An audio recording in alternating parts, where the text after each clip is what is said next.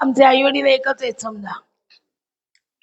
हे श्राणी मी नाही करत तर काय होईल हा प्रश्न आमच्या मेवण्याने बहिणीच्या मिस्टरांनी विचारला होता. कारण ते दादांच्याकडे येत होते आणि त्यांचे भाऊ श्राद्ध पक्ष करत होते.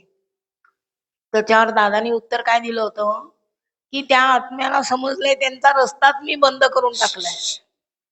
मग आता ते येणार कुठून? तुम्ही श्राद्ध केलं काय नाही केलं काय काही त्याचा परिणाम होणार नाही. तेव्हा म्हटलं करायचं तर करा, पण काय होतं तेही सांगितलं. जे बेवारशी असतात, ज्यांचं कोणी काही करणार नसतं, तसले ते अतृप्त आत्मे जे असतात ते येतात आणि ते पिंड खाऊन जातात. म्हणून श्राद्ध पक्ष झाल्यानंतर घरात अशांतता होती. मग करायचं की नाही करायचं? मग इथे विडा ठेवायचा बाबा, त्याला सांगून पटत नाहीये, आता तुम्ही सांभाळून घ्या. मग दुसरं काय? माझा प्रश्न असा आहे, सगळ्यांचे हे आपल्या अडचणी आणि ह्या रडकता सोडवताना दादानी कार्याचा विचार केव्हा करणार? दुसरा एक प्रश्न, एका मुंबईच्या गुरुबंधूंनी मला फोन केला होता. इथे त्यांनी काढलंय 2 पृथ्वी तत्व आणि 2 त्रिकोण. तर दादा त्यांनी काय प्रश्न विचारला मला, पहिल्यांदा पण पृथ्वी तत्व काढत होतो आणि आता पण पृथ्वी तत्व काढतो, तर पहिलं पृथ्वी तत्व काढत होतो मग आता पण तेच काढतो, मग फरक काय? म्हटलं तुला जरा विचार करून सांगते. तर त्याचं उत्तर असं मिळालं, दादानी 5व्या संमेलनात सांगितलं, हे 2 गतजन्म हे जन्म वेगळे केले. पृथ्वी तत्व म्हणजे यजन्म आणि गतजन्म एकमेकात गुंतलेले, हा, आणि 2 त्रिकोण म्हणजे दोन्ही वेगळे केले. आणि वरचा त्रिकोण आहे आणि खालचा त्रिकोण आहे. खालचा त्रिकोण यजन्म आणि वरचा त्रिकोण गतजन्म. आणि त्याच्या मधल्या याला मनोमय कोश येतो, मध्ये रेख दिली आहे तिथे. तिथे तुम्हाला कारण दीक्षा दिली. तर गतजन्माचा जो त्रिकोण आहे तो त्रिकोण मग सकाळी सांगितल्यासारखं या पुढच्या पिढीचं सगळं गतजन्मावरच्या कर्म आणि आत्मा, कर्म अधिक आत्मा यांनी हा जन्म कार्यान्वित होत होता, ते बंद केलं, ते स्वच्छ केलं, तिथला बॅलन्स नील केला. आणि तिथे 5व्या संमेलनात वाचताना रडायला येतं, आम्ही धारण झालोय म्हणाले. आम्ही धारण झालोय म्हणजे काय? गुरुकृपा तिथे तुम्हाला ऍड करून दिली, म्हणजे तुम्हाला ह्या जन्मामध्ये ओंकार साधना शिकवली. मग आता ह्या जन्मामध्ये तुम्हाला ओंकार साधना शिकवली म्हणजे आपण मेल्यानंतर हा गतजन्म होणार, असे फिरत राहतात ते. हा, यजन्म गतजन्म होतो, गतजन्म आता हे 3 आहेत. आपण मेलो की हे इथे येणार, हा गतजन्म होणार, हा पुढचा जन्म होणार आणि हा यजन्म होणार. आता हे स्वच्छ करून जर इथे दिलंय तर इथे गतजन्माचं कर्म यायचा प्रश्नच येत नाही. म्हणून ह्या जन्मावरती संस्कार केले ओंकार साधनेचे. मग आता हे असंच फिरत राहणार ना चक्र. मग हे चक्र फिरलं तर पुढच्या जन्मी तुम्हाला गुरूंचीच जन्मता आठवण मिळणार ना,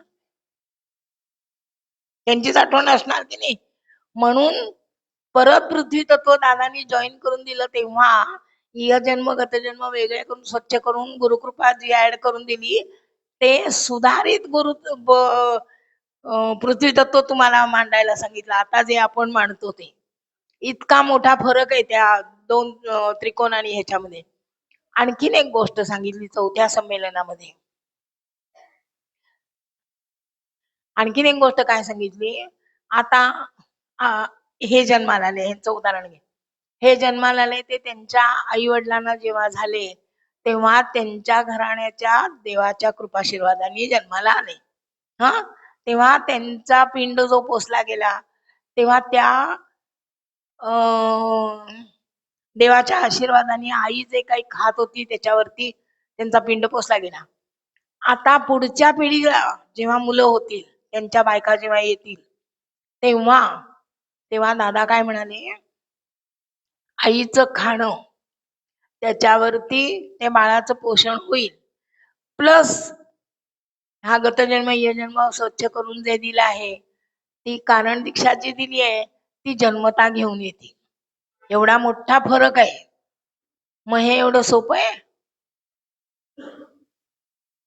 आणि हे सांगितल्याशिवाय कळेल मग ते भाग्यवान आहेत. मग एक आपले गुरुबंधू होते, त्यांच्या मनात काय आलं, आमच्या डोसक्यावरती 21 वर्षाची वंशमोचनाची आव्हानं ठेवली आणि ह्या लोकांना सगळ्यांना आयतं मिळालं. अरे पण त्यांना गतजन्मात कुठल्या तरी जन्मात दादा भेटले, दादा म्हणजे गुरुतत्व भेटला असेल ना, ती शक्ती भेटली असेल त्याच्या.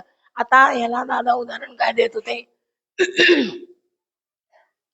हे जुन्या लोकांना रिपिटेशन होतं, पण नवीन लोकांना समजतं. मद्रासला बसलेला मनुष्य मुंबईला लवकर पोचेल का पुण्यातला बसलेला मनुष्य मुंबईला लवकर पोचेल? तसं आहे.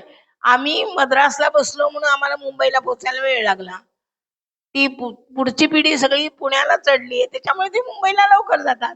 मग त्यांना आयतं मिळालं म्हणून आम्ही कशाला जेलसी करायला पाहिजे त्यांची.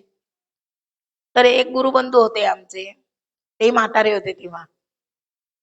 तर ते म्हणाले, तुम्हाला उठवतात, तुमच्यावर प्रेम आहे, तुम्ही किती आम्हाला जेलसी वाटते. हे ते आम्हाला बोलले दोघांना, मी आणि शशीला. खाली बोललो दुपारी आम्ही. वर्ण दादा दुपारच्या सेशनला आले, म्हणाले काय बोललात तुम्ही त्यांना, त्यांच्याकडनं काहीतरी कामं करून घ्यायची आहेत म्हणून त्यांना आता उठवतोय. तुम्ही आता रिटायर झालाय, पुढच्या जन्मी जेव्हा याल तेव्हा कार्यार्थ तुम्ही पहिल्यांदा याल ना, त्याचा विचार करा की त्यांना आता उठवतो म्हणून, म्हणजे त्यांची दृष्टी कशी विचार करायची. आपल्याला वाटतंय या मुलांना मिळतंय, या मुलांना मिळतंय, पण त्यांच्याकडनं काहीतरी पुढे कार्य व्हायचं असेल. आता आमचं संपलं म्हणजे आम्हाला जे काय नेमून दिलं होतं तेवढं आम्ही केलं, आता पुढची पुढे नेतील, मग त्यांना काय मिळतं म्हणून आम्ही कशाला, त्यांच्या नशिबात जर श्रीखंडपुरी असली, आम्ही खाल्ली असेल भाकरी, पण त्यांना श्रीखंडपुरी मिळती म्हणून आम्ही कशाला पोटात दुखायला पाहिजे. असं सोप्या शब्दात सांगितल्याशिवाय या गोष्टी समजत नाही. आता मूळ विषयावरती घ्यायचं. याच्यापेक्षा सोपं मला नाही सांगता येत. म्हणजे मी म्हणजे दादा नव्हे, त्यांनी सांगितलेलं वाचलेलंच मी सांगणार तुम्हाला. आताच इंटरेस्टिंग आहे.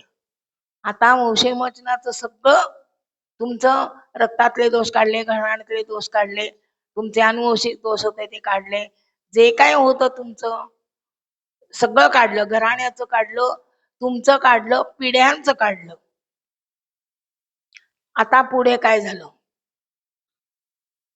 वाचलं तर झोप येईल ना, वाचू देत का? नाही, तुम्हाला नाही झोप येणार, झोप येण्यासारखं नाहीच आहे. हे वाचा. अक्षर लागेल ना? हो, कुठून सुरुवात करायची? इथून पूर्वीच्या इथून. आता अशी ही वंश विमोचनाची हवने देवदेवतांच्या म्हणजे हे झाल्यानंतर मग पुढे जेव्हा भक्तांच्या अज्ञानी, अविचारी व असमंजस अशा, एक मिनिट, एक गोष्ट राहिली. वंशविमोचनाची हवनं करायला सांगितली, तत्पूर्वी काय झालं, बाबा म्हणाले, मग सकाळी काय सांगितलं, श्राद्ध पक्षाचं ते औदुंबरला तो मनुष्य आला, त्याला आत्म्याला विचारलं, त्यांनी सांगितलं की श्राद्ध पक्ष करतं पुस्तकाने. तेव्हा बाबा दादांना काय म्हणाले की ते आत्मनिवेदनात आहे. दादांना म्हणाले, आधी तू तुझ्या घराण्याचं बघ आणि नंतर तू लोकांचं किंवा भक्तांचं करायचं, तेव्हा मी सांगेन तुला. तर दादांनी पहिलं भागवतांचं विमोचन केलं, भागवतांच्या घराण्याचं. तर तेव्हा ते काय म्हणतात, आईकडनं 3 पिढ्या आणि वडिलांच्याकडनं 3 पिढ्या दत्तभक्ती होती. म्हणजे त्यांच्या पणजोबांनी काहीतरी गुरुचरित्राचं हे केलं होतं असं आम्ही ऐकलंय. तर त्यांनी सांगितलं 4थ्या पिढीत मी तुझ्या 4थ्या पिढीत जन्माला येईन आणि मी कार्य करीन. ते दादा 4थ्या पिढीतले. आता हे सगळं आम्हाला दादाने सांगितलेलं ऐकलेलं आम्ही काय तेव्हा नव्हतो.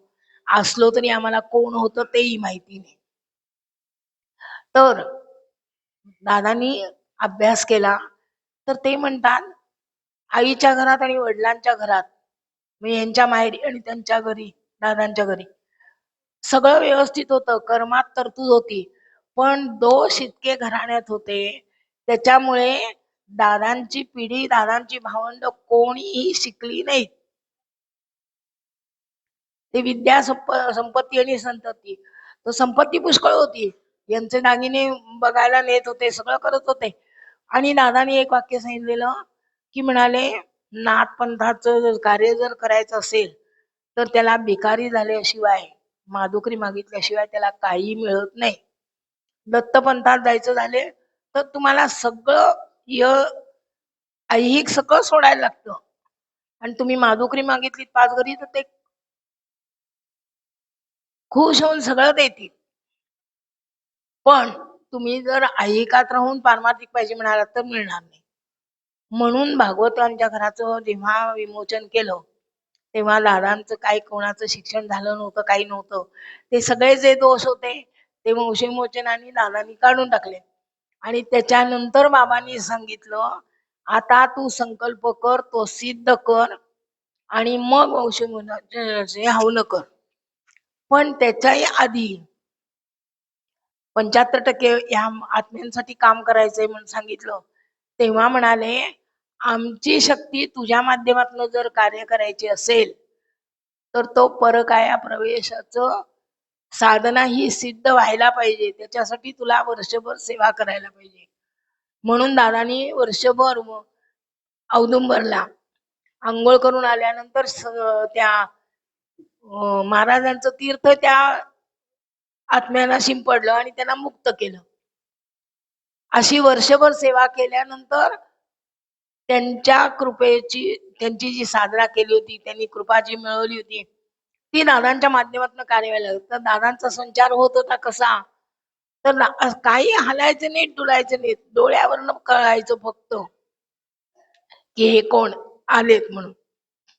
हाजी बाबा आले तर गोड बोलायचे म्हणून कळायचं, अजमेर शरीफ बाबा आले तर शाल मागायचे म्हणून कळायचं, साईबाबा आले तर साईबाबांचं म्हातारे होते म्हणून ते हळू बोलायचे म्हणून कळायचं. बाकी सलीम बाबा आणि मोहम्मद जलाल बाबा आलेले कळायचंच नाही. म्हणजे एक फक्त नजरेमध्ये फरक असायचा, तोही आम्हाला काय कळायचा नाही. म्हणजे हल्ले डुलले दादा उठलेत काहीतरी केलं काही नाही, असे असणार साधे बसलेले असायचे, हे जायचे ते यायचे, ते जायचे ते यायचे. म्हणजे आम्हाला फरकही कळत नव्हता काही. इतकं माध्यम दादांचं वर्षभर सेवा करून परफेक्ट करून घेतलं होतं त्यांनी. ते म्हणजे आम्हाला हा प्रश्न होता, म्हटलं दादा देवच आहे तर दादांना कसलं माध्यम सिद्ध करायला लागतं. तर दादा म्हणतात मी एवढं सगळं केलं तरी एखादा प्रश्न असा उभा राहतो भक्ताचा कुठल्या तरी की मला बाबांशी बोलावं लागतं. मग दादांची जर ही परिस्थिती आहे तर आपली परिस्थिती काय. दादा म्हणाले बाबा सांगतात ते मी तुम्हाला आता सांगतोय, मला काय सांगायचंय हिला पुष्कळ जन्म अवकाश आहे. मग दादांना सांगायला पुष्कळ जन्म अवकाश आहे तर आम्हाला किती जन्म अवकाश लागेल. हे गणित सोपं आहे, डोक्याच्या बाहेर आहे. फक्त एवढं सद्गुरु चरणी आपण लीन राहायचं, त्यांनी सांगितलेली साधना करायची. केव्हा करायचं, कुठे करायचं, कोणाकडनं करायचं, काय करून घ्यायचं हे ते ठरवतील. आपण नुसतं सेवा करायचं. यांच्याकडनं एक काम झालं त्यांच्याकडनं एक काम झालं म्हणून ह्यांच्याकडनं होईल असं नाही सांगता येत. आता मी परवा कोणाला म्हटलं अनिकेतला का कोणाला तरी म्हटलं दीपक दादा गेले, दीपक दादा गेला तो आला पण असेल जन्माला, पण दीपकला माहिती नाही की मी गेल्या जन्मी दीपक होतो आणि दादांची एवढी सेवा केली. दादा त्याला ओळखतील हा दीपक होता आणि ह्यांनी काम केलं म्हणून. हा इतका फरक आहे. पण आता तुम्हाला ते पाठवलं, यांच्या पुढच्या पिढीला जी मुलं होतील ती सगळी कार्यार्थच उपयोगाला येणार. तुम्ही किती जरी म्हटलं आणि काही जरी म्हटलं तरी ते ट्रॅकच्या बाहेर जाणारच नाहीत. पण फक्त आपली आई वडिलांची जबाबदारी एवढी आहे की त्या मुलांना ह्या मार्गाची ओळख करून द्यायची. बरोबर ना? हा, तेच काय सांगितलं की मी माझ्या माध्यमातून औषधोपचार केलं म्हणजे हे 3 इकडचे 3 पुढचे 3 मागचे 3 आणि मी 7वी म्हणजे 7 पिढ्यांचा उद्धार केला म्हणजे सगळं चक्रच बदलून टाकलं ना. हा, 7 च 42 मी केल्यामुळे हे 3 ते 3 6 आणि मी 7वी म्हणजे 7 च 42 पिढ्या म्हणजे सगळं चक्रच बदललं ना. जन्माचा रूढ बदलून तो हे मोठा केला ना. म्हणजे ज्या गोष्टी मिळाल्या नाहीत म्हणून परत जन्म घेऊन ते अनुभवायचं असं जे आपण गणित लावत होतो ते दादानी बदलूनच टाकलं. तुम्ही कार्यार्थ जन्माला आल्यानंतर आता आम्ही इथे आलो तर यांनी व्यवस्था केली. आम्हाला काय करावं लागलं का? म्हणजे ते काय म्हणतात पारमार्थिक मध्ये तुम्ही जर शिरलात तर तुम्हाला ऐहिक हे सहज मिळत जातं. काही प्रश्न येत नाही. तर तर कुठले बाबा मला लक्षात नाही, माहितही नाही मला. त्यांनी सांगितलं आपने मांगा गलत म्हणजे तुम्ही येत होता प्रश्न विचारायला तेव्हा तुम्ही फक्त ऐहिक विचारत होता. पारमार्थिक तुमचं 2 हात 2 पाय दिलेत, एक पारमार्थिक एक ऐहिक हे माहीतच नव्हतं तुम्हाला. तर आपने मांगा गलत लेकिन हमने दिया नहीं गलत. तुम्ही मागत होता ऐहिक पण आम्हाला तुम्हाला पारमार्थिक द्यायचं होतं. पण तुम्हाला पारमार्थिक कळतच नव्हतं. पारमार्थिक जीवनाची तुम्हाला कोणी ओळखच करून दिलं नव्हतं. तर ते काय म्हणतात जसे 2 हात 2 पाय 2 डोळे 2 नाकाच्या पुड्या सगळं दिले 2 कान तसं पारमार्थिक जीवन आणि ऐहिक जीवन दोन्ही 2 जीवन आहेत. पण ऐहिक मध्येच आपण इतके बुडून गेलो होतो, इतके त्याच्यामध्ये एकरूप होऊन गेलो होतो की पारमार्थिक जीवन आहे हे आपल्याला माहीतच नव्हतं. आठवलं नाही, कोणी सांगितलं पण नाही. त्याच्यामुळे काय काहीतरी अडचण आली की देवाला नमस्कार केला नवस केला संपलं. आता तुम्हाला एक गोष्ट सांगते म्हणजे दादांची ताकद काय असेल, अधिकार केवढा असेल. तर एक मुलगा आला होता, त्याचे आई वडील आले होते द्वारकामाई. तर तो लहान होता 17-18 वर्षाचा. तर त्याला काहीतरी इथे गळ्याला हे झालं होतं. तुमच्याकडे सांगितली होती वाटतं ना. तर त्याला इथे काहीतरी गाठ झाली होती. तर ते नंतर दाखवलं तर ते काय कॅन्सर म्हणून डिटेक्ट झालं. डिटेक्ट झाल्यानंतर तो नवस केलेला मुलगा 3 मुलीवरती मुलगा झाला होता. तर त्याच्या आईच्या आईनी नवस केला होता आणि तो गणपतीच्या आशीर्वादाने झाला म्हणून त्याचं नाव विनायक ठेवलं होतं. आणि हा आजारी पडायचा, याला काहीतरी सारखं व्हायचं. तर दादांनी विचारलं कामकाजाला गेल्यानंतर तिच्या मैत्रिणीने सांगितलं तू यांच्याकडे जा. ती कामकाजाला आल्यावर त्यांनी विचारलं ह्याच्यासाठी नवस कोण बोललं होतं? तर नाही म्हणाले, माहित नाही मला. 3 मुलीवर मुलगा झाला ना. हो. मग ह्याचं नाव काय ठेवलं? विनायक. पुण्याला घेऊन या. पुण्याला आले ते आई वडील. त्यांना वाटलं आता बरा होईल हा. म्हटलं तर दादांनी त्याला द्वारकामाईत आणल्यानंतर त्याला घेऊन फिरायला गेले गाडीतनं. त्याला कपडे नवीन घेऊन दिले. नंतर त्याचं नाव बदललं. आणि आम्ही तिथे राहत होतो तर आम्ही म्हटलं आम्हाला कधी हे फिरायला चल म्हणत नाहीत आणि ह्याला अगदी आम्हाला नवीन कपडे घेऊन दिले. आमची बुद्धी तेवढीच, अक्कल तेवढीच. मग त्याचं नाव बदललं, सगळं केलं, सगळं झालं. त्याच्या आईला पण वाटलं हा बरा होईल आता म्हणून. तर त्यांनी दादांना विचारलं मी परीक्षेला बसू का? मी नापास होणार आहे मला माहित आहे. तर मी परीक्षेला बसू का? दादा म्हणाले बैस परीक्षेला. परीक्षेला बसला, नापास झाला. तेही दादांना कळवलं. नंतर त्याचं ते दुखणं जास्त उद्भवलं. जास्त उद्भवल्यावर त्याचे आई वडील सारखे फोन करायला लागले. तर फोन करायला लागले म्हटल्यानंतर म्हणजे एक आशा असती ना काहीतरी सांगितलं दादांनी तर बरं होईल. तर दादा काही बोलायचे नाही. दादांनाही बरं नव्हतं नंतर. मग फोन आला की आम्ही कोणतरी धावायचो आणि लँडलाईन बघायचो. मी त्यांच्यापर्यंत जाऊ नये, त्यांना सांगू नये म्हणून. मग एकदा रात्री फोन आला. त्यांचं दादाला कॅल्क्युलेशन सगळं माहिती होतं. आम्हाला काय कळत नव्हतं. आम्ही आपलं फोन आलं की घ्यायचं. कुणाचा फोन आहे? नाही तिकडचा आला होता, इकडचा आला होता. काहीतरी थापा मारायच्या. मग रात्री 11 वाजता फोन आला तेव्हा दीपकनी घेतला. मी मग घेतल्यानंतर दादा टक्कच डोळे उघडून जागे. तर आम्ही म्हटलं काय झोप येत नाही का तुम्हाला? नाही झोप येत नाही. म्हटलं बरं, काही बोललो नाही आम्ही. काय झोपेची गोळी द्या, इंजेक्शन द्या, औषध द्या, काही द्या, हे काय हे झोपणार नाही. गप्प बसलो आम्ही, झोपतील तेव्हा झोपतील. मग दुसऱ्यांदा फोन आला. तर दीपकला विचारलं कोणाचा फोन आला, तरी दीपकने सांगितलं नाही. दीपक म्हणाला याला नको त्रास द्यायला, म्हणून त्यांना बरं नाही म्हणून त्यांना सांगितलं नाही. तिसऱ्यांदा जोरात ओरडले. मी विचारतोय कोणाचा फोन आला. मग आता काही दीपकचं काय हे नाही. मग त्यांनी सांगितलं असं असं मुंबईहून फोन आला होता आणि तो तो गेला 11:30 वाजता गेला, त्यांचा फोन आला होता, त्याचीच वाट बघतोय म्हणाले. म्हणजे तो जाणार तर त्याचं नाव बदललं, त्याला कपडे दिले, त्याला हिंडवलं. ते कशासाठी? तर पुढचे जन्म त्याचे जे होते ते सगळे आजारात जे जाणार होते ते वाचवले आणि त्याला वेगळ्या रस्त्यानी, गुरुकृपेच्या रस्त्याने त्याला पाठवल्यामुळे त्याचे पुढचे जन्म सुकर झाले ना. हे नंतर आम्हाला सांगितलं. तो गेल्यानंतर दोन दिवसांनी आम्हाला सगळ्यांना बसवलं आणि तेव्हा सांगितलं तुम्हाला म्हणे या म्हणतात आम्ही एवढे दिवस राहतो तरी आम्हाला फिरायला नेलं नाही, आम्हाला कपडे दिलेले नाही. म्हणजे ते प्रत्येक गोष्ट जी करत होते त्याच्या मागे काहीतरी सायंटिफिक रिझन असत होत. म्हणून पहिली वंशविमोचनाची हवनं केली ती 5 कल्याणच्या दर्ग्यावर केली. का केली? तर ते म्हणाले विमोचनाचं हवन करायचं म्हणजे खर्च, जायचं याचं भाडं लांब जायचं म्हणून. घरात हवन केलं तर ते दोष सगळे त्या वास्तूत राहतील आणि आपण केलं तर तो ब्राह्मण जो करतो त्याला माहिती पाहिजे हवन म्हणजे काय, कशासाठी करतात. ते अज्ञानाने केलं तर तुम्हाला त्याचा लाभ काही होणार नाही. आणि तुम्ही वैयक्तिक केलं तर तुमची बाजूची वलय जातील, पण वातावरणातली वलय ती ती कशी काढणार? तर तो तुम्ही गुरुना जर अधिकार दिलात तर गुरुनी केलं तर त्या विमोचनाचं सामर्थ्य आणि प्लस गुरूंचं सामर्थ्य तर 100% फायदा होईल. गुरुनी 100 लोकांचं हवन केलं तर. म्हणून दादांनी नरसोबाचे हे कल्याणच्या दर्ग्यावरती हवन केली. त्याचा दोष कोणाला लागू नये, त्रास होऊ नये.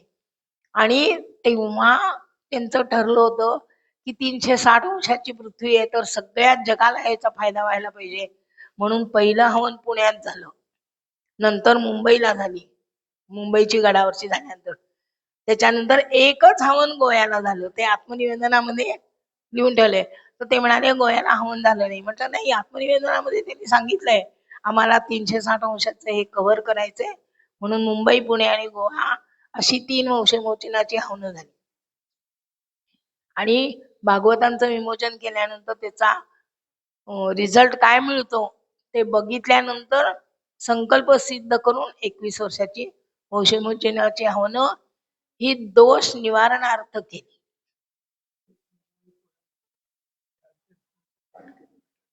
हा, मुंबई, पुणे आणि गोवा हे अंतर सुद्धा 360 अंशाचं अंतर आहे. हा, 360 किलोमीटरचं अंतर आहे. हे त्यांचं गणित, हे आम्हाला अभ्यास केल्यानंतर समजलं. तोपर्यंत आम्हाला काही माहिती नव्हतं. त्याच्यामुळे मुंबईला, पुण्याला हवनं झाली आणि एकच हवन गोव्याला झाले. आणि ती बरोबर पुढे येणार आहे ते काय केलं आणि काय नाही केलं. तर खूप जणांना असा प्रश्न आहे. आताच पुढचं इंटरेस्टिंग आहे. तर मातृपितृसाठी वंशविमोचन केलं, इतर जनांसाठी ऋणमोचन केलं आणि देवाधिक ऋणानुबंधासाठी गुरुकृपेमध्ये गुरुमार्गामध्ये विलीन करून टाकला. त्याच्यामुळे आता फक्त ओंकार साधना, प्रतिमा हेच आपलं दैवत. दुसरं तुम्ही कोणीही काहीही कितीही केलं तरी काही फरक पडणार नाही. आणि देवदेवतांना जर मान्यता मिळाली आहे 5व्या संमेलनामध्ये, दादानी स्पष्ट वाक्य आहे, तुम्हाला विचारतंय कोण? देवदेवतांनी माझं कार्य देवदेवतांना मंजूर आहे, तर तुम्ही मानलत काय आणि नाही मानलत काय, मला त्याच्यात काही फरक पडत नाही, हे रेकॉर्डिंग मध्ये सांगितलंय. तर म्हणाले देवदेवता जर आपणहून माझ्या कार्यामध्ये सामील झाले आहेत, तेव्हा आता तुम्ही केलं काय आणि नाही केलं काय, तर तुम्हाला काही प्रश्न नाही. आता आतापर्यंतच्या देवता ज्या होत्या त्यांच्याकडे एक तत्व असत होतं. आता दादानी परवरीला शक्तीपीठ स्थापन केल्यानंतर त्या सगळ्या देवतांमध्ये त्रिगुणात्मक शक्ती निर्माण झाली. त्याच्यामुळे आता तुमची देवी कोल्हापूरची असू दे, ह्यांची देवी ही याची तुळजापूरची असू दे, तुम्ही मागाल ते मिळणार नाही. तुम्हाला जे पोषक असेल, जे योग्य असेल, जे गुरु आज्ञेने मिळेल तेच मिळेल.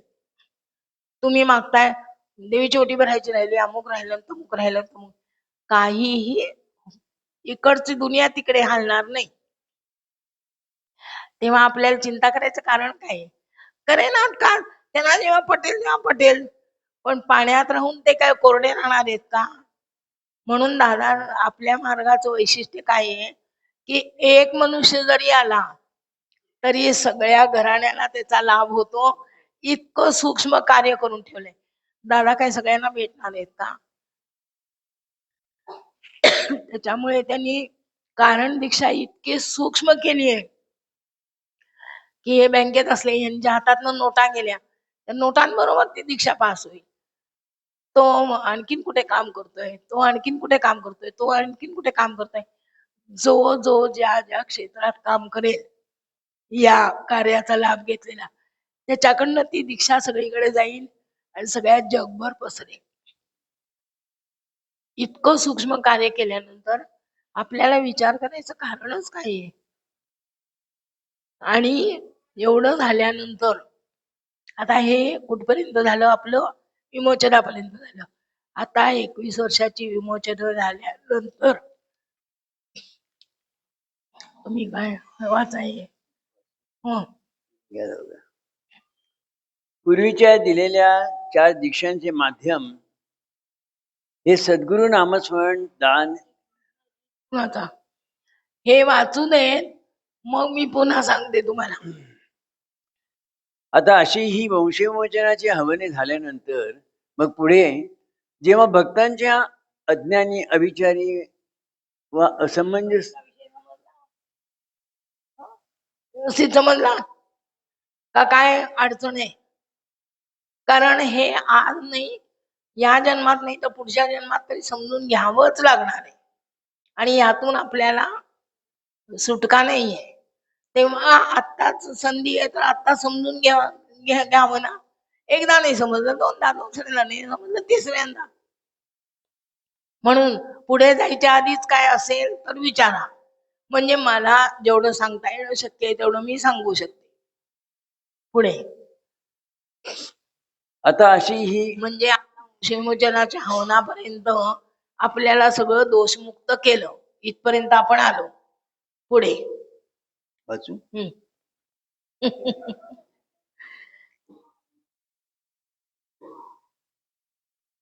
आता अशी वंशविमोचनाची आव्हाने झाल्यानंतर मग पुढे जेव्हा भक्तांच्या अज्ञानी, अविचारी व असमंजस अशा आचार विचारांनी या सिद्ध सिद्धांत पद्धती निराकरण आहेत, त्यावर मलिनता आली आणि त्यामुळे आपली कामे न होता त्यांना विलंब होऊ लागला. तेव्हा भक्तांना असे वाटू लागले की गुरुमाध्यमाचे सामर्थ्य कमी झाले. पण तसे नसून ती जी साधना सिद्धते म्हणजे साधन सिद्धतेवर मलिनता येते, ही मलिनता भवितव्यात आपल्या ह्या कार्यपद्धतीत अडथळा निर्माण करण्यात येईल असे श्री गुरुंना वाटले.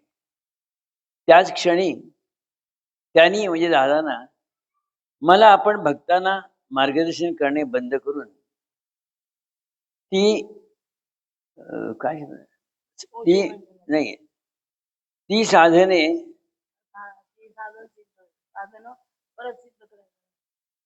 निराकरणार्थ पुनश्च सिद्ध कराव्याची आज्ञा झाली. कारण भविष्योत्तर जीवनात आजपर्यंत घेतलेल्या निराकरणाचा लाभ तुम्हा कुटुंबियांना पिढ्यानपिढ्या व्हावा, यासाठी ही सर्व सिद्ध साधने पुनश्च सिद्ध करावी लागतात. पूर्वीच्या दिलेल्या 4 दीक्षांचे माध्यम हे सद्गुरु नामस्मरण, दान इत्यादींनी सांगितले जायचे. पण आता त्यांनी काय सांगितलं, वंशवंशनाची 21 वर्ष होऊन आल्यानंतर 1977 ला ती विमोचन व्हायच्या होईपर्यंत जी निराकरण वापरली होती, जे काही दादांनी निराकरण केलं होतं, ते सगळं त्याच्यावर मलिनता आली. मलिनता आली म्हणजे काय, त्याला एक दादा उदाहरण काय देते. आता हा एक शर्ट आहे समजा, हा 15 दिवस वापरला तर हा घाण होतो की नाही, मग हा धुवायला लागतो. एका दिवसात धुवून तो स्वच्छ होत नाही. तसं दिसलं नाही, कपड्यावरची किंवा ह्याच्यावरची धूळ आपल्याला दिसती, पण या निराकरणावरती आलेली मलिनता दिसत नाही. म्हणून 1977 साली हे असे विचार, काहीतरी आपण बोललो तसे प्रत्येकाचे काहीतरी विचार, त्याच्यामुळे त्या साधन जी सिद्धता केली होती त्याच्यावरती एक प्रकारची मलिनता आली. वापरून वापरून वापरून ते शस्त्र सुद्धा हे होतं, त्याला धार करावी लागते ना परत, तशी ती सिद्ध साधनं परत सिद्ध करावी लागतात 12 वर्षानंतर. म्हणून 1977 साली जेव्हा लोकांना असं वाटलं आता आपली कामं होत नाहीत म्हणजे गुरूंचं सामर्थ्य कमी झालं किंवा या मार्गात काही अर्थ नाही, असे असे विचार सुरू झाले, तेव्हा त्या ह्याच्यावरती मलिनता यायला लागल्यावरती बाबांनी आणि त्या श्री गुरूंनी सांगितलं, आता यांना निराकरण करू नको, इथे थांबव. म्हणून दादांनी सेवकांच्या हाती कार्य सुपूर्द केलं आणि आपण पुढच्या सिद्धतेला गेले. तर सगळ्यांना वाटलं दादा आता काय आपल्याला भेटणार नाही. दादा म्हणाले तसं काही नाहीये, मला पुढचं काम आहे, म्हणून आता हे तुम्ही सांभाळू शकता आणि त्याच्यासाठी तुम्हाला दोषरहित करून तयार केलेलं आहे. म्हणून दादा पुढच्या सिद्धतेसाठी गेले. आता पुढच्या सिद्धतेसाठी जाताना आतापर्यंतच्या ज्या दीक्षा दिल्या त्याच्यासाठी नामस्मरण सांगितलं होतं, दान सांगितलं होतं, काय उपास सांगितले असतील, जे काही दादांनी जी निराकरण केली होती ती. मग पुढे दादा एकदा दिल्लीला गेले होते, तेव्हा दिल्लीला गेल्यानंतर म्हणाले आता कारण दीक्षा द्यायची झाली. कारण दीक्षा म्हणजे पारमार्थिक जीवनाची पहिली पायरी. तर आता ह्या लोकांना पारमार्थिक जीवन ची ओळख करून द्यायची, तर त्याचं माध्यम काय, हा असा प्रश्न आला त्यांच्या पुढे. असा प्रश्न आल्यानंतर आता हा विषय इथून चालू आहे. आता बघा किती मजा आहे. पूर्वीच्या दिलेल्या 4 दीक्षांचे माध्यम हे सद्गुरु नामस्मरण, दान इत्यादी सांगितले जायचे. पण तुम्हा भक्तांना कारण दीक्षेमध्ये न्यायचे, म्हणजे कारण दीक्षा द्यायची, तर कारण दीक्षेचे माध्यम काय, तर म्हणतात त्यावेळेला मी सलीम बाबांच्याकडे गेलो. त्यांनी सांगितलं पुढच्या अवस्थेचे साधन ओंकार. आता हा ओंकार म्हटल्यानंतर मी म्हणालो ओ तो हम करते आहे. ते म्हणाले ओ ओंकार बेकार है, वो काम का नहीं, ओंकार लाना पड़ेगा. आता म्हटले लाना पड़ेगा कहाँ से. ते म्हणाले वो जो वाड़ी में जो फकीर बैठा है ना उसके पास है, उसको जाके बोलो वो जो पीछे थैली रखी है ना वो आगे रखो. तू संन्यास घेतला असल्यामुळे तुला त्याचा काही उपयोग नाही. ते ढबोलं मागे ठेवून व्हायचे कसे, जगाचे कसं होणार.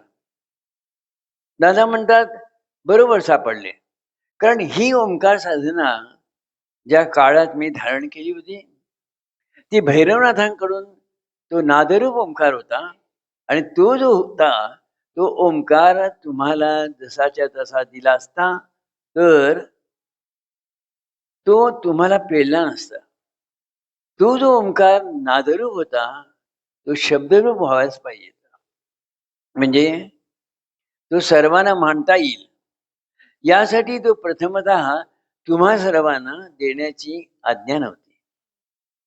तर मी सलीम बाबांच्या आज्ञेप्रमाणे त्यांनी सांगितले, तू संक्रांतीपूर्वी श्री नरसिंह सरस्वतींकडे जा वाडीला.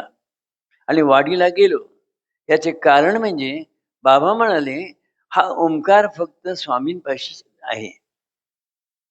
त्यांचा जन्म श्री दत्तप्रभूंच्या आशीर्वादाने झाला व तुझ्या बाबतीत ही श्री दत्तप्रभूंनी तुझ्या व वडिलांना आशीर्वाद दिल्यानंतर तुझा जन्म झाला. इतकी साम्यता तुझ्या आणि स्वामींच्या जन्मामध्ये आहे. फक्त काळ वेगळा आहे.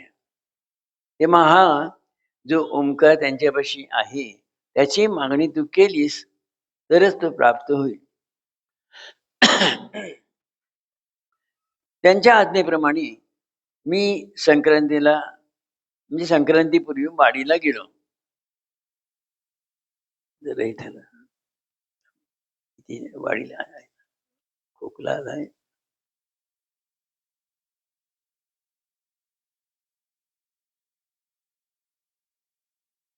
संक्रांतीपूर्वी वाडीला गेलो व स्वामींकडे ओंकाराची मागणी केली. पण तत्पूर्वी त्यांनीच मला प्रश्न केला, तू ओंकार मागायला आला आहेस, पण त्याचे रूप पाहिलेस का? आज जगतामध्ये तो ओंकार धारण करण्याला कोणीही पात्र नाही. त्यावर दादा म्हणतात, मी सुद्धा पात्र नाही. कारण त्यांनी जो ओंकार दाखवला तो सकाळी सूर्योदयापूर्वी सूर्याचे जे बिंब जसे असते तसा तो तप्त होता. ज्वालामुखी सारख्या त्याच्यामधून ज्वाळा निघत होत्या. दादा त्यांना म्हणाले, तुम्ही हे मला दाखवत आहात, पण त्याला शांत करणे हे तुमचे काम आहे. तो माझे भक्त, पण मी सुद्धा तो पिलायला पात्र नाही. पण ओंकार पात्र आहे ना आम्हाला सगळ्यांना पाळायला. हे बर आपल्यामध्ये धारण करून घ्यायला हा अविकसित अवस्था पान गेलं काही.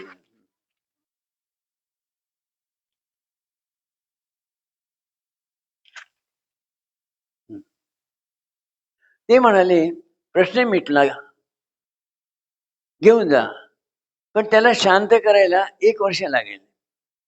आणि त्याची मूळ प्रखरता कमी करण्यासाठी रुद्रदेवतेची पौर्णिमेला हवने झाली.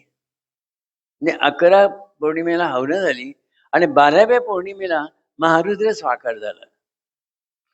अशा तऱ्हेने ते ओंकार तत्व जे स्वामींच्याकडे प्रखर स्वरूपात होते ते दादाने सौम्य करून आणले.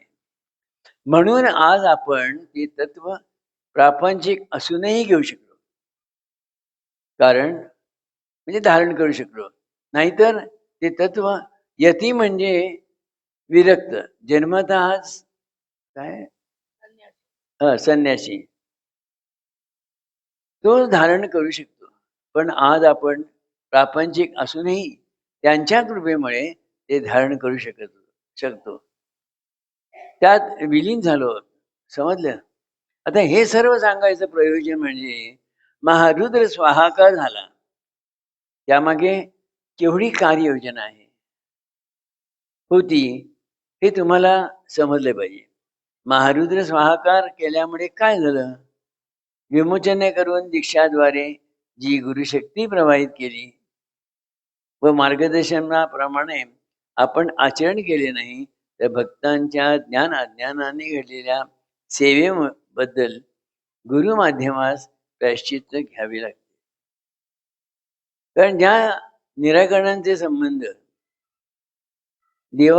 देवादिकाशी आहेत त्या त्या देवतांना आवाहनित करून त्यांचा हवनीय विधी करावा लागतो.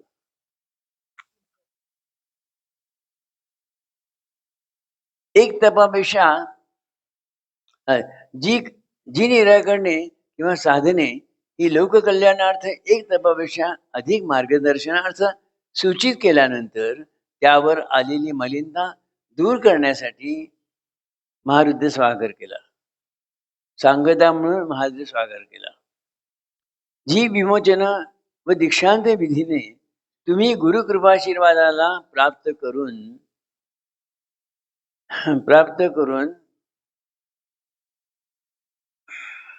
काय झालं? नेबर आहे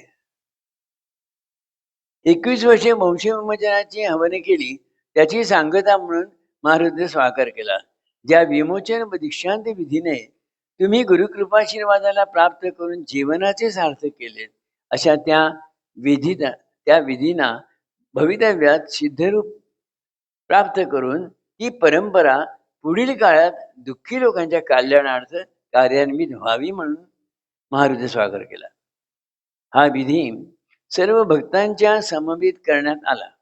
त्याचे कारण म्हणजे अशा आव्हानित झालेल्या रुद्रशक्तीमुळे देशातील सर्व शक्तीपीठे ही पूर्ववत जागृत होऊ लागली. सर्व देवता म्हणजे देवदेवता ह्या विजयादशमीला गुरुशक्तीत विलीन झाल्या. आता तुमच्या घराण्याच्या देवदेवता आहेत. म्हणून तुमच्या इच्छेप्रमाणे तुम्ही मागाल ते मिळणार नाही. गुरूंच्या इच्छेप्रमाणे ते तुम्हाला पोषक असेल ते त्यांच्याकडून मिळेल जमलं.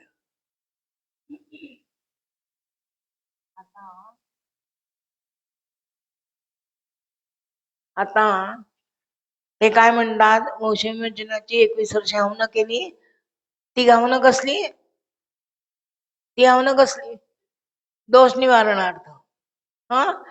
मग आता दोष निवारण सगळे झाले म्हटल्यानंतर आतापर्यंत ज्या दीक्षा दिल्या होत्या, ज्याच्यामुळे आतापर्यंत कार्य झालं, तर त्याच्या पुढची दीक्षा द्यायची, पारमार्थिक जीवनाची यांना ओळख करून द्यायची, तर त्याचं माध्यम काय म्हणून विचार. तर ते कुणाला विचारायचं? तर दादा दिल्लीला गेले होते. तर दिल्लीला जाऊन सलीम बाबांच्याकडे गेले. सलीम बाबांच्याकडे गेल्यावर सलीम बाबा आणि नरसोबाच्या वाडीचे हे दत्तगुरु ते समकालीन, ते मित्र म्हणून त्यांच्याकडे गेल्यावर सलीम बाबांनी सांगितलं कारण दीक्षेचं माध्यम ओंकार साधना. तर दादा म्हणाले ओंकार साधना आम्ही लहानपणापासून करत आलो. त्यांचं बोलणं तुम्ही रेकॉर्डिंग मध्ये ऐका. म्हणाले वो कुछ काम का नाही, वो बेकार है. दादा म्हणाले बेकार है? तर दादा म्हणतात, ते सलीम बाबा म्हणतात ओंकार लाना पडेगा. दादा म्हणतात कहाँ से लाना पडेगा? वो तो हम बहुत पहले से करते आ रहे. म्हणाले नाही लाना पडेगा. कहाँ से लाना पडेगा? तर नरसिंह सरस्वतीनी स्वर्गात असलेला ओंकार पृथ्वी तलावरती नरसिंह सरस्वतींच्यामुळे आलेला आहे. तर ते जन्मताच ओंकार म्हणत आले आणि 7 वर्ष ते ओंकार म्हणत होते. आपण ती आरती म्हणतो कुठली, सप्तवर्षे बाळ लीला खेळे नरहरी, ओंकाराविण शब्द न उच्चारी. तर ते त्यांनी ओंकार पृथ्वी तलावरती आणला. तर ते म्हणाले कारंज्याला. तर तिथे ते वेगळं पुस्तक आहे, कृपामूर्ती नरसिंह सरस्वती म्हणून एक छोटं पुस्तक आहे. त्याच्यामध्ये नरसिंह सरस्वतींचा जन्म कसा झाला ते सगळं सांगितलंय त्यांनी. तर ते ओंकार म्हणत कसे आले, तर त्यांनी जेव्हा सांगितलं नरसिंह सरस्वतींनी माझी मुंज कर म्हणून, ते त्या पुस्तकात सांगितलंय. तर ते म्हणतात मुंज कर म्हटल्यानंतर भिक्षावळी घालायच्या वेळेला ओम भवती भिक्षांदेही म्हणायला पाहिजे ना त्यांनी. तर हे बोलत नाहीत, ओंकार म्हणतात. तर त्यांची आई जेव्हा हे सगळे गावातले लोक बोलवलेले असतात मुंजीला. ते मी पुस्तक मुंबईला वाचलं होतं. तर तेव्हा सगळे मजा बघायला, आता ह्याला तर बोलायला येत नाही आणि ही काय भिक्षावळ घालणार आणि हा काय बोलणार. आईनी भिक्षावळ घातल्याबरोबर त्यांनी सगळे रुद्र सगळे म्हणून दाखवलं. उपनिषद हे ते सगळं पाठांतर सगळे बघत राहिले. तर म्हणाले हा मी वर्ण जो ओंकार आणलाय ते स्वयंसिद्ध, ते दत्तगुरुच ना. तर त्यांनी सगळं म्हणून दाखवलं आणि मग ते पुढच्या कार्यासाठी गेले. पुढच्या कार्यासाठी जाताना त्यांच्या आई वडिलांनी विचारलं तू गेलास तर आमच्याकडे बघणार कोण? हा, तेव्हा ते म्हणाले, आईला सांगतात ते, अजून एक तुला मुलगा होईल आणि तो तुला सांभाळेल तिथपर्यंत मी राहणार नाही, मग मी जाणार आहे संन्यास घेऊन. हा हा, गुरुचरित्रात आहे. गुरुचरित्र मी गोष्टी रूप वाचलं नाही, ते तुम्ही पोथी वाचली म्हटलं तर ते थांबतात तिथपर्यंत. म्हणून नरसिंह सरस्वतींनी ओंकार आणलेला पृथ्वी तलावरती. म्हणून सलीम बाबांनी सांगितलं त्यांच्याकडे जा, आणि तो संन्यासी आहे, तर त्याला ते पाठीमागे ठेवून बसलाय आठवडं. 500 वर्षात कोणी मागायला आले नाहीये त्यांच्याकडे. तर तू तुझ्या वडिलांना दत्तगुरूंच्या आशीर्वादाने झालाय. तुझे आजोबा दत्तगुरूंची उपासना करत होते, तर तू त्यांच्याकडे गेलास तर तुला मिळेल. तेही आत्मनिवेदनात सांगितलंय. हा, तर ते मिळेल, नाही तर तुला मिळणार नाही. एवढी तुझ्या आणि त्यांच्या जन्मात साम्यता आहे, म्हणून मिळेल म्हटल्यावरती दादा गेल्यावर त्यांनी ते एक साधकाला भीती दाखवायची म्हणून ते ओंकार तप्त एवढा म्हणून सांगितलं. दादा म्हणतात, तुम्ही देवाला घाबरता, मी देवाला घाबरत नाही. तर दादा म्हणाले, तो ओंकार एवढा तप्त आहे, त्याला शांत कर, मग हे तुमचं काम आहे, माझं काम नाहीये. तर मग म्हणाले, हा तू मागायला आलास, पण हा तुझ्या भक्तांना पेलेल का? दादा म्हणाले, भक्तांना कशाला, मलाच पेलणार नाही तर भक्त नंतरच आहे. मग म्हणाले, तुमचा ओंकार समर्थ आहे ना सगळ्यांना पेलायला, सगळ्यांना सांभाळायला. म्हटल्यावर म्हणाले, मग काय हे नाही, मग घेऊन जा. मग घेऊन जा तर तो शांत करून द्या. म्हणून वाडीला जी 11 हवनं झाली, ती ओंकार साधना, प्रखर ओंकार साधनेची प्रखरता सौम्य करण्यासाठी झाली. या लोकांचे कन्फ्युजन होतं, ती हवनं कसली आणि ही हवनं कसली. तर ती 21 वर्षाची वंशविमोचनाची हवनं दोष निवारणार्थ, आणि ही 11 हवनं ओंकार साधनाची प्रखरता कमी करण्यासाठी 11 पौर्णिमेला केले.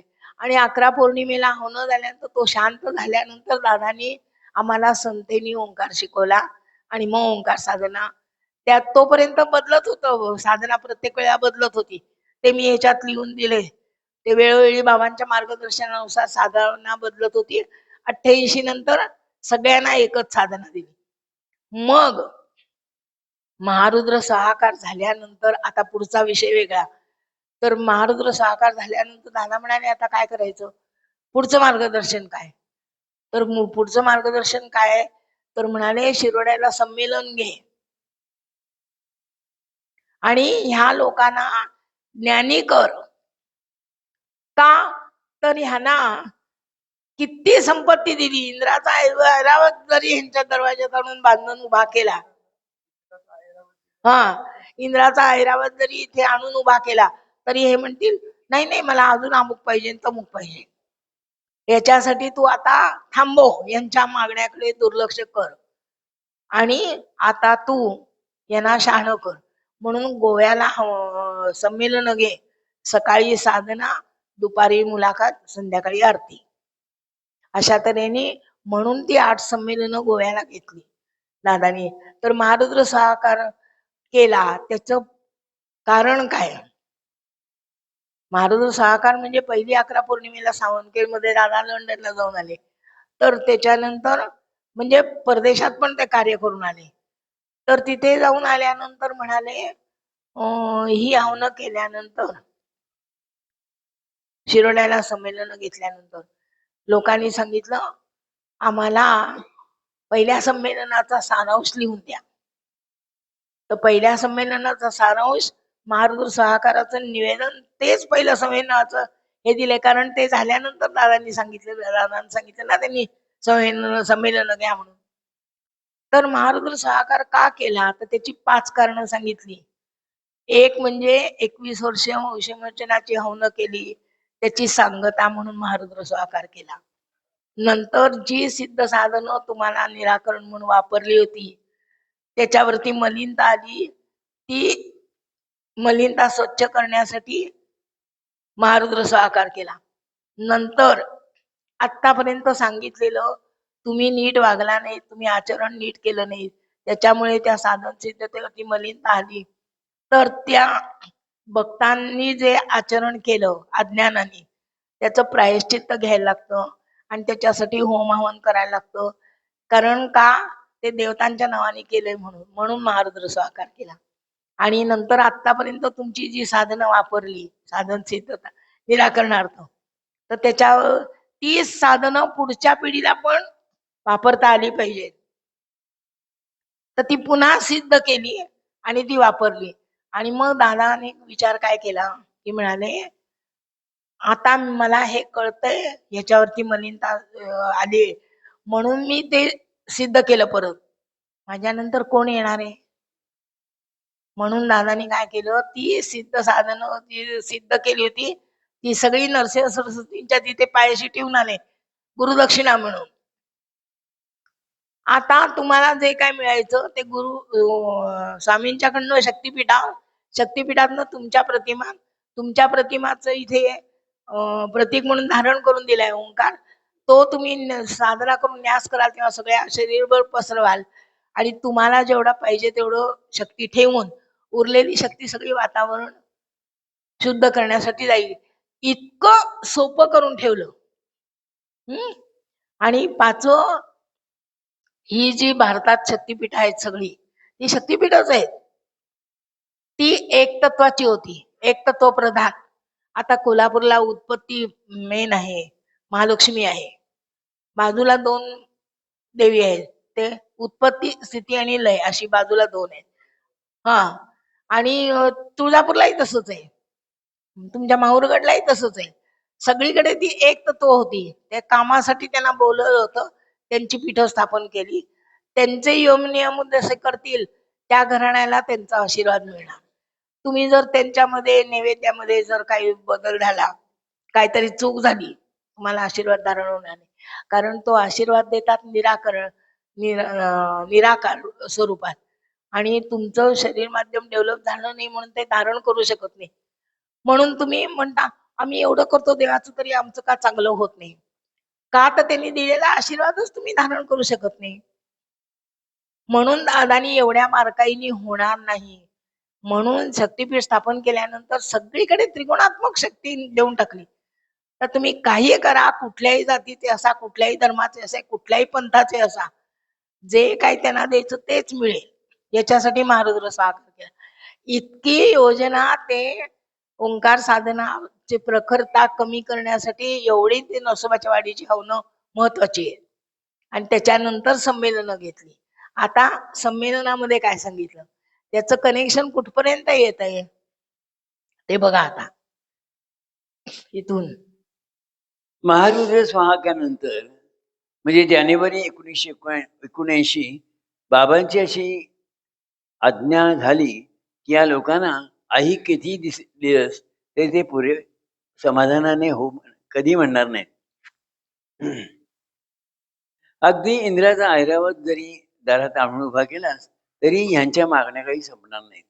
तेव्हा आता तू यांच्या मागण्यांकडे कानाडोळा कर व यांना ज्ञानी कर. आणि त्यासाठी गोव्यात दरवर्षी संमेलन घे.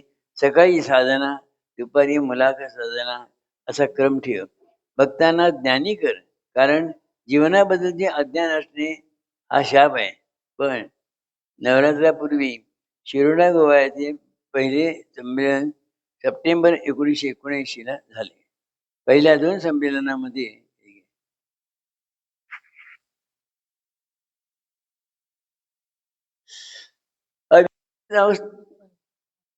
अविकसित अवस्था कशी आहे ते सर्व सांगितलं. दादा म्हणतात लोकांच्या अडीअडचणीचे निवारण करीत असताना 25 वर्षात असा अनुभव आला की जीवनात जगण्यासाठी परमेश्वराच्या कृपाशीर्वादाची आवश्यकता किती आहे याचा विचार न करता जो येतो तो ऐहिकाबद्दलच प्रश्नार्थ येतो. पण ऐहिक हे सर्व येथे सोडून जायचे आहे. त्यापेक्षा परमेश्वराचा कृपाशीर्वाद जो आहे तो आपल्याला प्राप्त झाला तर आपण सुखी समाधानाने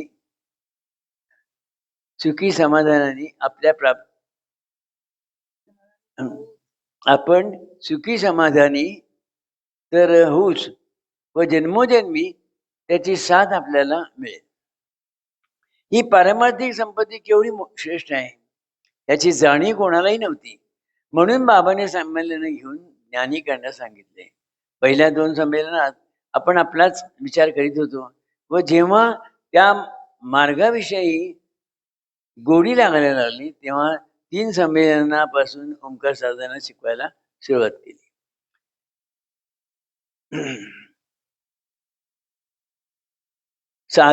सुरुवात केली. साधनेची ओळख करून दिली. पण मग पुढे 4थ्या संमेलनामध्ये ऋणानुबंधाबद्दल सांगितलं व कारण दीक्षेची ओळख करून दिली. 5व्या संमेलनामध्ये इहजन्म आणि गतजन्माबद्दलची ओळख करून दिली व जन्मावर संस्कार करून पुढील जन्माची तरतूद केली. हे सर्व सांगितलं. 6व्या आणि 7व्या संमेलनामध्ये तन्मात्राचा परिचय करून दिला आणि मग कार्यासाठी तुमचा उपयोग कसा करून घ्यायचा ते सांगून तुमची माध्यम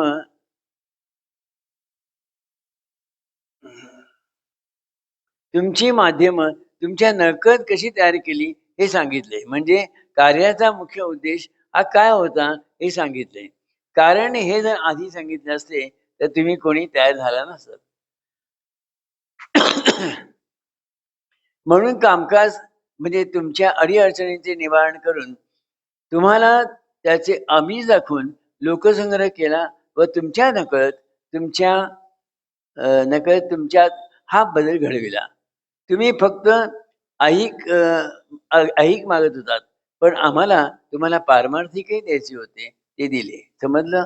कामकाज हे फक्त तुम्हाला दाखवलेले आमिष किंवा ह्या पारमार्थिक जीवनाचा गेटपास होता. समजलं?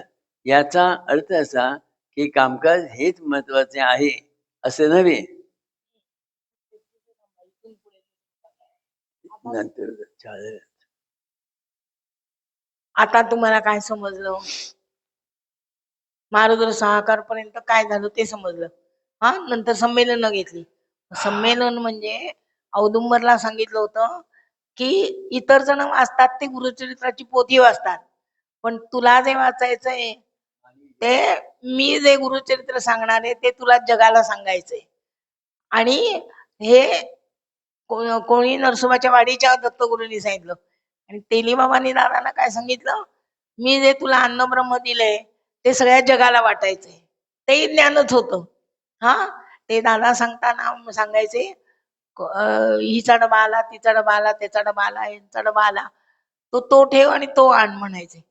पण महिना वर्ष झालं तरी त्याच्यात ताक असायचं, दही असायचं, दूध असायचं, आमटी असायची, सगळं असायचं, भाजी असायची. पण ते अन्न आत्ता शिजवलंय इतकं ताजं असायचं. कधी असं वाटलं नाही शिळं अन्न म्हणून. म्हणजे ते अन्न आणि ह्यांनी सांगितलेलं हे याच्यात साम्यता किती आहे. मग ते म्हणतात मी तुला मानवी जीवनाचं गुरुचरित्र सांगतो, ते सांगायचंय सगळ्यांना. म्हणून 8 संमेलन जी आहेत ते गुरुचरित्रच झालं ना. म्हणून आम्ही म्हणतो 8 संमेलन जी आहे ती दादानी सांगितलेलं गुरुचरित्रच आहे. ते मानवी जीवनाचं गुरुचरित्र आहे आणि ते गुरूंचं गुरुचरित्र आहे. हा मोठा फरक आहे. तर तेव्हा ते म्हणतात शिरोड्याला संमेलन घेऊन एवढं झालं तर पहिल्या 2 संमेलनामध्ये आपला स्नेह जमवला आणि नंतरच्या पुढच्या संमेलनामध्ये साधन सिद्ध करायचं होतं आणि शब्द तन्मात्रांनी काम करायचं होतं, तन्मात्रांनी काम करायचं होतं. पहिल्यांदा आपण आपल्या पुरताच विचार करत होतो. आता काय वाटतं, काय आलं तर हे नाही द्यावं, ते नाही द्यावं, ते नाही द्यावं, हे का वाटतं? हा बदल तुमच्यात नैसर्गिक व्हायला पाहिजे. ते ती करती म्हणून मी करते होत नाही. 2 दिवस आवड नाटक करू, 2 दिवस कायमच कसं होणार आहे ते? तर जेव्हा आतून आपल्यात बदल होईल तेव्हाच ही जाणीव होईल की आपल्याला मिळाले तर त्यांना पण सांगूया आपण. तोपर्यंत नाही होत. आणि हे आधी जर सांगितलं असतं, आधी आपण आलो तेव्हा अडचणी निवारणार्थ आलो, तेव्हा जर सांगितलं तुम्हाला आम्ही कारणदीक्षा देऊन पारमार्थिक संपत्ती देणार आहे, कोणी उभं राहिलं नसतं. आत्ता दादा म्हणाले होते मग जायच्या आधी की म्हणाले तुम्हाला सेवक व्हायचंय ना, आताच्या ह्या पुढच्या मुलांना सांगा सेवक व्हायचंय ना.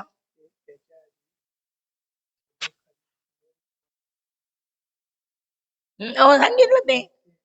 आणि त्याच्यानंतर त्यांनी सांगितलं की यांना ती दिलं तर हम्म, हम्म, हम्म. आणि त्यासाठी याला नरसोबाच्या याच्या आधी याला आपलं ते गोकर्ण महाबळेश्वर हम्म. यायचं चाललं होतं. गोकर्ण महाबळेश्वर ती सिद्धता बत्तीस राहायला ते त्यावेळेला गोकर्ण महाबळेश्वर रावणाचं आहे तिथं. हे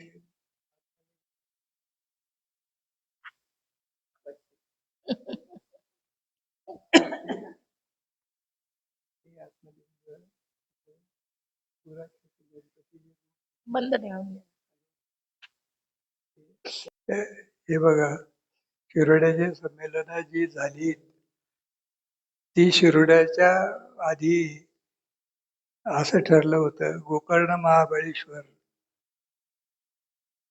तर तिथं घ्यायचं चाललेलं होतं. ती जी चर्चा होती त्या चर्चेच्या वेळेला मी भेंडे आप्पांबरोबर तिथं हजर होतो आणि त्यावेळेला जवळजवळ 1.5-2 तास चर्चा झाली आणि त्या चर्चेमधून असं ठरलं की गोकर्ण महाबळेश्वरला का घ्यायचं नाही तर कारण रावणाने शंकराची एवढी भक्ती केली होती की शेवटी रावण प्रसन्न झाला, शंकर प्रसन्न झाले आणि रावणाला सांगितलं की तुम्ही हे गोकर्ण महाबळेश्वरला करू नका कारण त्या ठिकाणी आत्मलिंग शंकराने रावणाला दिलं होतं. ती घेऊन तो लंकेला चालला होता. लंकेला जाताना त्याला गणपतीने गुराख्याचं रूप घेतलं आणि गुराख्याचं रूप घेतल्यानंतर लघुशंकेसाठी रावणाला त्याने गोरख्याजवळ कोणी आसपास दिसतं का तर गणपतीने घेतलेल्या गोराख्याच्या रूपाजवळ गणपतीजवळ ते लिंग दिलं. ते लिंग त्या ठिकाणी स्थित झालं आणि त्या ठिकाणी मग ती जागा अमान्य झाली. त्या ठिकाणी महारुद्र सरोवर स्वाकार होम करायचा नाही म्हणून मग नरसोबाच्या वाडीला स्वामींच्या याच्यात करायचं ठरलेलं होतं. तुम्ही नरसोबाच्या वाडीला जर गेला असाल तर पहिल्यांदा तिथे टेंबे स्वामींचं मंदिर लागतं. टेंबे स्वामी तर त्या तिथं मंडप टाकायचा होता पण तिथले गुरुजन जे होते ते काशीच्या तोडाचे त्या लायकीचे गुरुजन होते पण त्या एका गुरुजीच्या मुलीच्या अंगावर माणसाची विष्ठा येत होती आणि ती किती मी साबण लावा तेल अत्तर काहीही करा पण ती जात नव्हती. मग त्यावेळेला मग ठरलं की अशी गावाचा राजा कोण सरपंच आणि त्या कदम म्हणून सरपंच होते. त्या कदमांच्या दारासमोर मंडप घातलेला होता आणि त्या ठिकाणी जानेवारीच्या 5, 6, 7, 8, 9 आणि 10 असं 5 दिवसाचा महारुद्र स्वाकार होम झाला होता. प्रत्येक केंद्रावरून तारखा लिहून दिलेल्या होत्या की या केंद्राने या दिवशी यायचं त्या दिवशी यायचं असं. त्याप्रमाणे तिथून भक्त येत होते आणि आम्ही 30 लोकांना भक्त दादांनी त्या डिसेंबरच्या याच्यापासूनच बोलवलं होतं 30 डिसेंबर पासून. तर त्याच्यामध्ये गांगुली म्हणून जे होते कलकत्त्याचे भक्त आणि ज्योती घोष हे पण हा हा तर ते पण आलेले होते आणि ग्वाल्हेरचे माथुर म्हणून होते ते पण आलेले होते. असे सगळ्या ठिकाणचे मिळून 30 भक्त तिथं आम्ही 30 जानेवारी आपले डिसेंबर पासून हजर होतो पण त्यावेळेला त्या मंडपात जागा द्यायला तिथल्या गुरुजनांनी नकार दिला आणि मग ते राजा गावचा सरपंच त्याच्या प्रांगणामध्ये घरासमोर मोठा मंडप टाकला. 12 फुटी पत्रे लावलेली होती त्याला. मध्ये हे जे हे मध्ये बरोबर हे केलेलं होतं आणि त्या ठिकाणी हवन विधी झाला होता. तुमचे बंधू जे होते वसंतराव सर मुकादम, ते तुमचे सरबंधू जे मोठे बंधू होते ना वसंतराव, ते आणि मी समिधा द्यायला आणि हे तिळेला तेल लावून देण्यासाठी त्यांना लागणारं सगळं साहित्य देत होतो. तर आम्हीच फक्त 2 जण तिथे होतो आणि बाकीचे सगळे दादा यायचे. त्याच्या आदल्या दिवशी क्षौरविधी झालेला होता. कृष्णा पंचगंगाच्या घाटावर.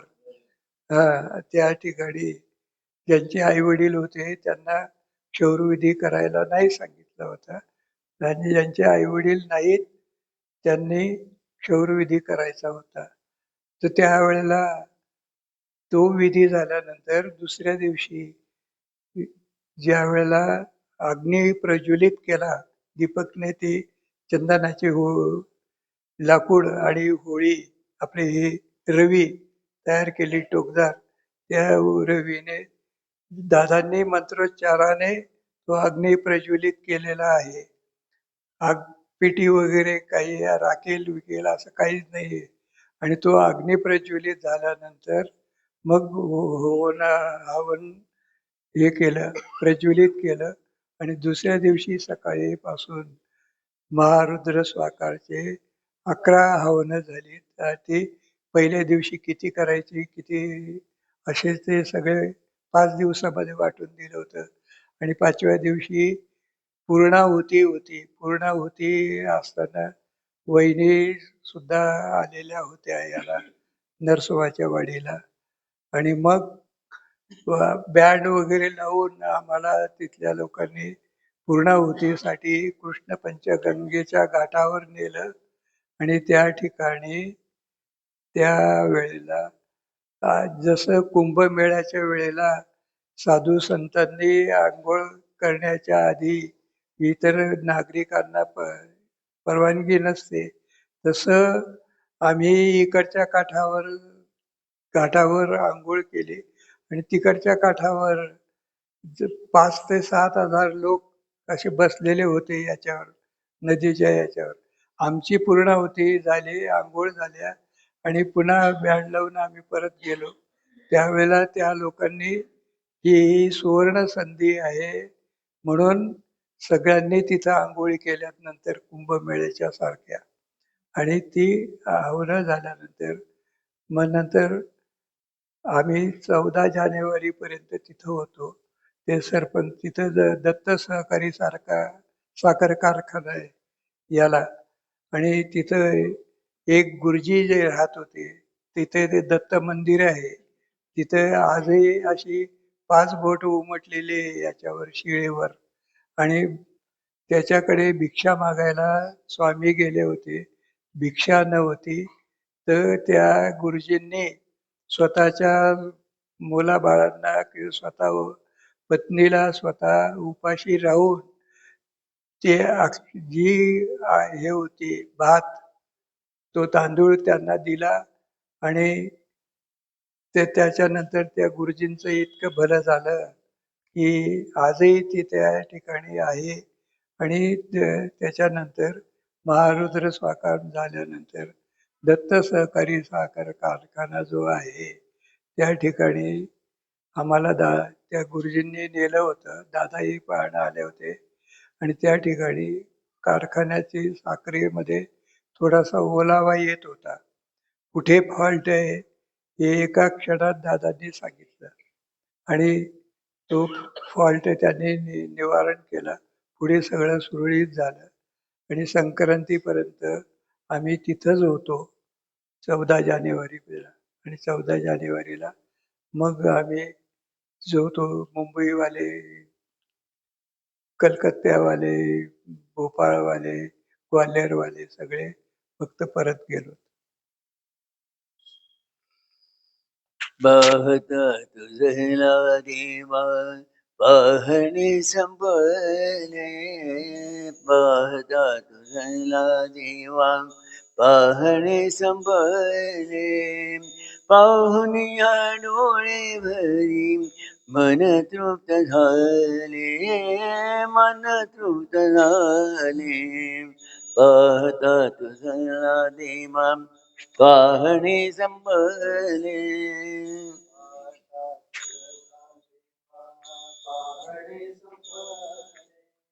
पाहुनिया डोळे भरी मन तृप्त झाले, मन झाले तृप्त झाले मन, उरले न भान तृप्त झाले.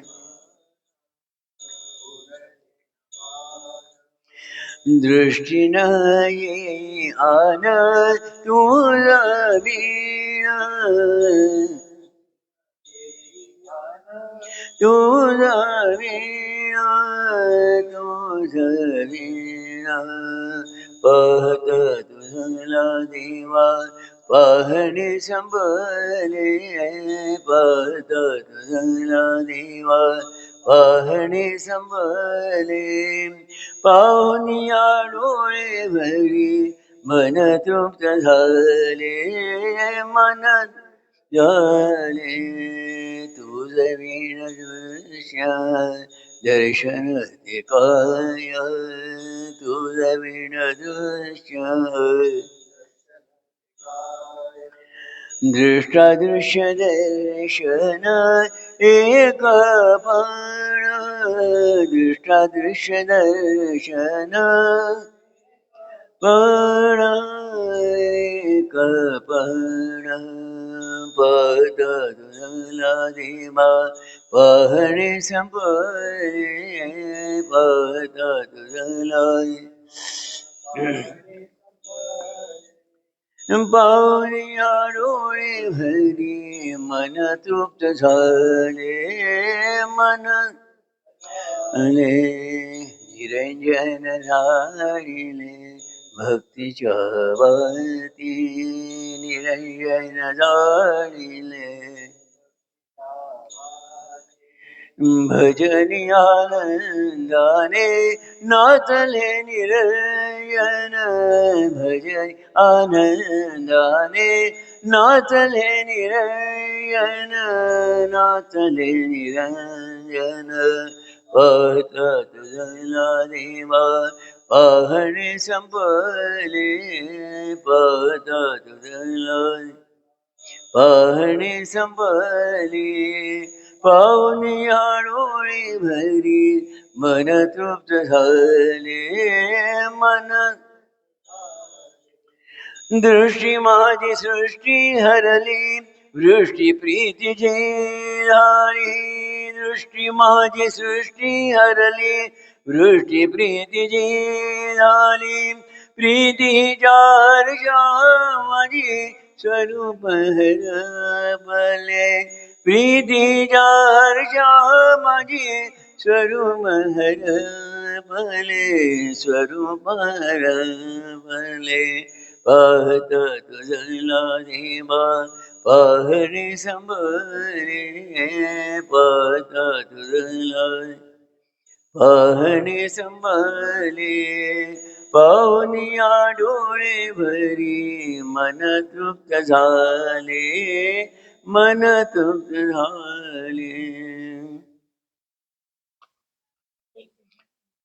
चहा पाण्याच्यासाठी ब्रीड हा पाय मोकळे करा. जनक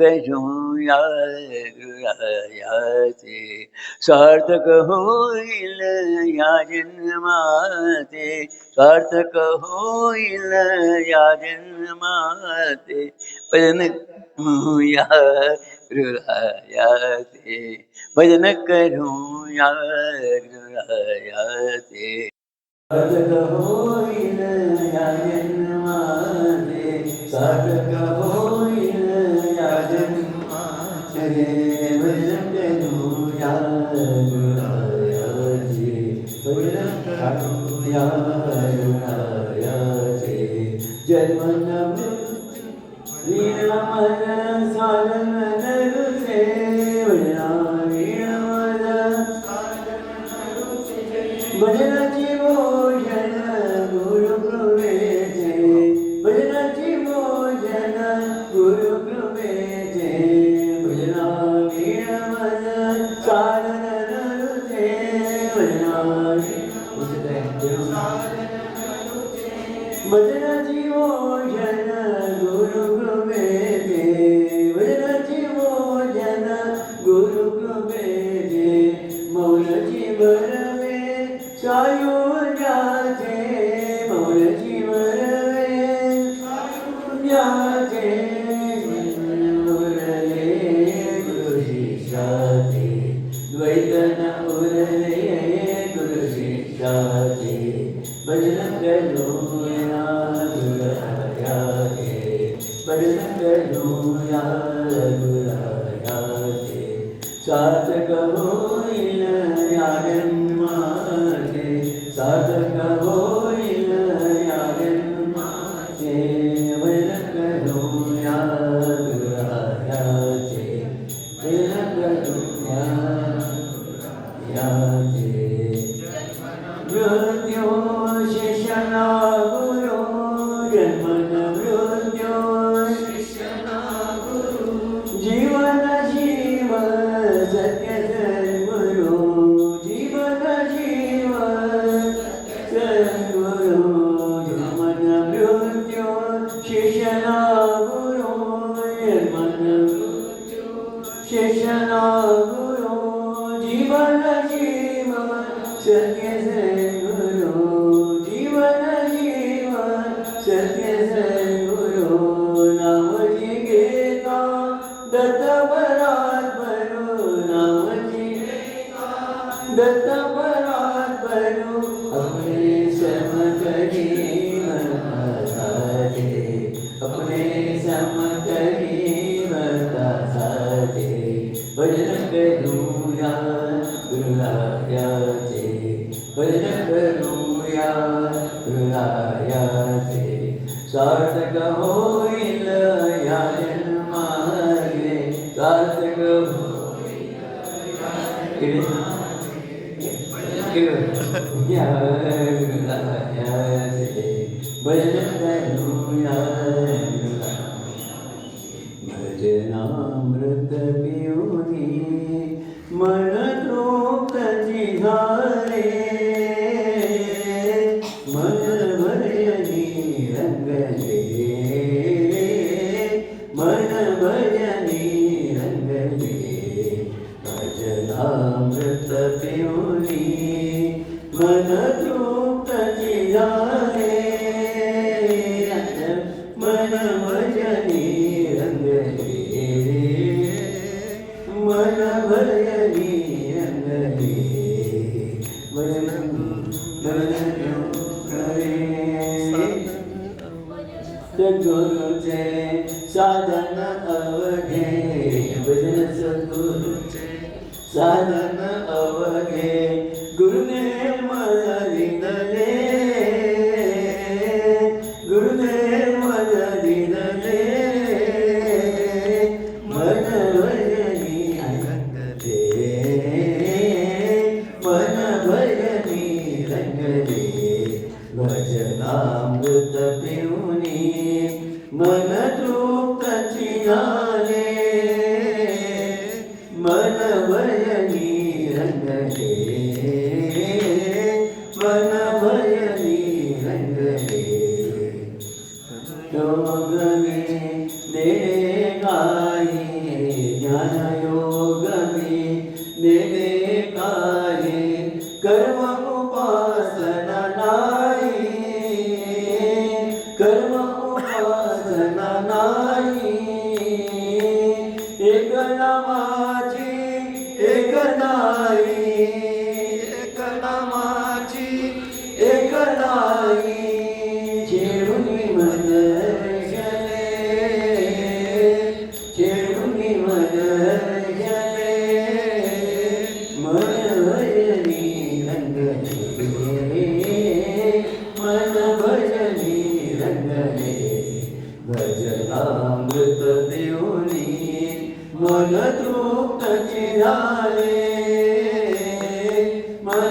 भजनी रंगले,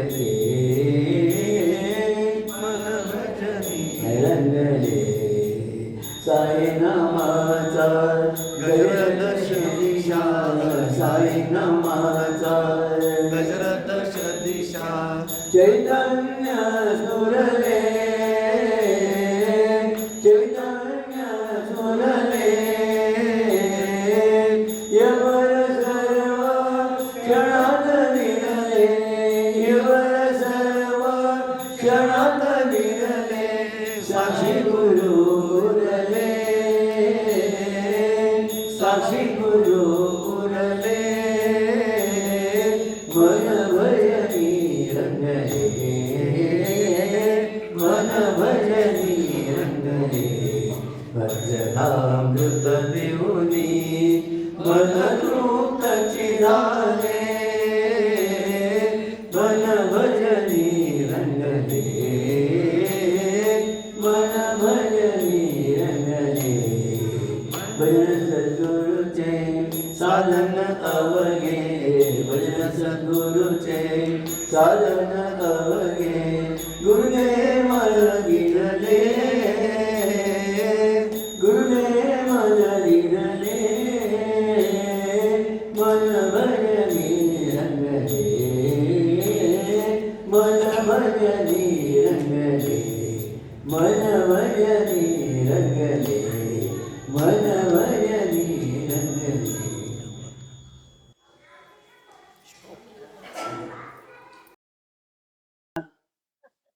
हाँ, विश्वास कैसे रखूं?